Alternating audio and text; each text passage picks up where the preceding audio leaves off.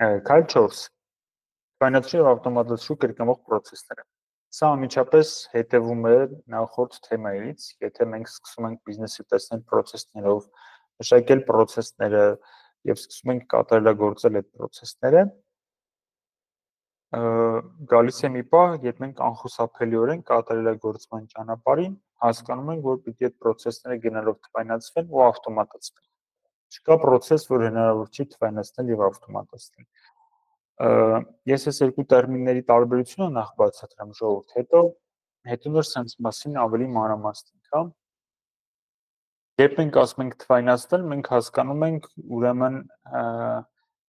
process-ի այն մասը, որը որ թղթով է, բանավոր է, ինչ որ ֆիզիկական աշխարհում է, դա բերել թվային դաշտ։ Հա, օրինակ թղթային փաստաթղթերը սարքել թվային փաստաթղթեր, օֆլայն միտինգները բերել օնլայն միտինգներ, թղթային արձանագրությունները սարքել թվային արձանագրություններ, թղթային հաշիվները, հաշիվ ֆակտուրաները, պայմանագրերը եւ այլն բերել սարքել թվային այս process-ը, հա, սա թվայնացումն է, այսինքն երբ ինչը հնարավոր է բերել թվային դաշտում դրա անալոգը սարքել եւ թվային դաշտում կառավարել process-ը, դա բերում ենք թվային դաշտ, դա թվայնացումն է։ Ավտոմատացում հասկանում ենք արդեն այդ թվայնացված process-ի ավտոմատացումը, այսինքն թվայնացված process-ում այնտեղ որտեղ որ մարդու փոխարեն կարող է աշխատել ռոբոտը, սկսում է աշխատել ռոբոտը։ Ռոբոտ ասելով ֆիզիկական ռոբոտ նկատի չունեմ, հա։ Շրջվեցի այսքան ոնց որ ստեղ դրած է ռոբոտը։ Ռոբոտ ասելով նկատի չունեմ ֆիզիկական ռոբոտ, նկատի ունեմ վիրտուալ ռոբոտ, հա, առաջին հերթին։ Այսինքն, եթե օրինակ նամակը կարող է ուղարկվել ավտոմատ, ապա կարիք չկա, որ դա անի մարդը։ Եթե կարող է ինչ-որ մեկին հանձնարարություն գնալ ավտոմատ, որ երբ որ հաշիվ ապրանքագիր դուրս գրվեց, ապա պիտի առաքումը արվի։ Ապա այդ առաքման բանը, հանձնարարությունը առաքման մասին ինֆորմացիան կարիք չկա, որ ինչ-որ մեկը ձեռքով ուղարկի կամ զանգի ասի, դա կարող է լինել ավտոմատ։ Եթե ինչ-որ հայտարարություն անելու կարիք կա, դա կարող է ոչ թե մարդը զանգել բոլորին ասել կամ հավաքել միտինգ անել, այլ դա կարող է տարածվել բոլորին email-ով ավտոմատ։ Ու այսպես շարունակ է, սպառս ինֆորմացիայի փոխանակման ավտոմատացումներից սկսած մինչև ֆիզիկական աշխարհում տեղի ունեցող ավտոմատացումներ։ Հա, օրինակ, եթե պահեստում առաջ բեռները հավաքագրվում էին բանվորների կողմից, դա կարող է ավտոմատացվել, որ ռոբոտը գնա հավաքի կոնկրետ պահեստի պալետից վերցնի կոնկրետ ապրանքը, բերի տեղավորի մեքենայի մեջ, որպեսզի դա առաքվի։ Սա նույնպես ավտոմատացում է, բայց մինչև այս ավտոմատացման հետաքրքիր մասը, հա, ժողովուրդ, մինչև process-ը չնախագծվի, թղթի վրա մենք չտեսնենք process-ը ինչպես է աշխատում, դա կոչվում է համակարգում, հա։ Մինչև հնարավոր ամեն ինչ չթվայնացվի, ավտոմատացնել հնարավոր չի։ Հետևաբար, երբ խոսում են ավտոմատացումից, պետք է միշտ հիշել, որ մինչև դա կա երկու փուլ։ Նախ համակարգում, երկրորդ թվայնացում, որ երրորդ ավտոմատացում։ Այս երեք փուլը պարտադիր կերպով իրար հետևում են, հա, սրանք հնարավոր չի խախտել։ Բայց հնարավոր է, որ կոնկրետ որ մի բիզնեսում տարբեր process-ներ, տարբեր մակարդակում լինեն։ Այսինքն մի բիզնեսում մի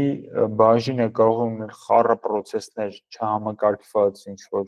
գրանոց, ասենք մարքեթինգում ոչ մի բան համակարգված չի, ոչ մի բան չի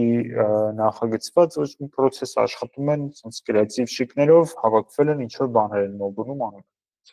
Նույն բիզնեսում ինչ-որ բիզնեսի կտորը կարող է լինել համակարգված, մյուս կտորը կարող է լինել թվայնացված եւ ինչ-որ մի կտոր կարող է լինել ավտոմատացված։ Ես մարքեթինգի վրա օրինակ բերեցի որպես խառը բաժին, եկեք նաեւ մարքեթինգի վրա օրինակ բերեմ որպես գերավտոմատացված բաժին, հա։